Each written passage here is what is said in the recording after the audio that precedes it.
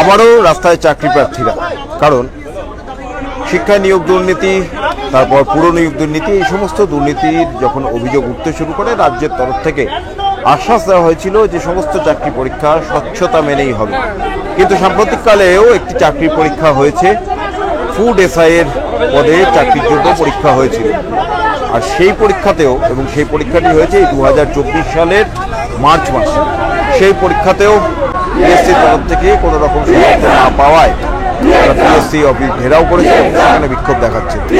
সেই ছবিটাই দেখাচ্ছি যে বিভিন্ন জেলা থেকে চাকরি প্রার্থীরা আজকে এসেছেন পিএসসি অফিসের সামনে কলকাতায় মডিয়ালকে, এবং সেখানে তারা বিক্ষোভ দেখাচ্ছে। প্রতীকীভাবে একটি মৃতদেহ তারা সাজিয়ে নিয়েছেন এবং তাদের যেটা বক্তব্য যে এই যে ফুড এসআইয়ের পরীক্ষা হয়েছিল প্রায় 400-র উপর যাদের শূন্যপদ, সেই পরীক্ষা দুদিন ধরে হয়েছে, 6টি শিফটে হয়েছে, কিন্তু প্রত্যেকটি শিফটেই আলাদা আলাদা প্রশ্নপত্র থাকলেও প্রত্যেকটি শিফটের প্রশ্নপত্র ফাঁস হয়ে গিয়েছিল পরীক্ষা শুরুর সময়।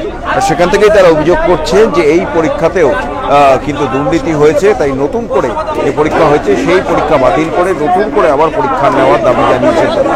এখনো পর্যন্ত পিএসআই সেখানে অনিয়োগ এবং দুর্নীতির অভিযোগ নিয়ে প্রশ্ন তুলেছে, রাস্তায় অবস্থান আন্দোলন চালিয়ে যাচ্ছে। এই আবহের মধ্যে বা ফুড এসআইয়ের পরীক্ষা দিয়েও কিন্তু দুর্নীতির অভিযোগ করে বিক্ষোভ দেখাচ্ছেন। কিছুক্ষণ আগেও কিন্তু দফায় দফায় উত্তেজনা তৈরি হয়। পিএসসির দপ্তর থেকে আধিকারিকরা বেরোনোর সময় তাদের গাড়ি আটকে দেওয়ার চেষ্টা হয়, পুলিশ এসে পরিস্থিতি সামাল দেয়।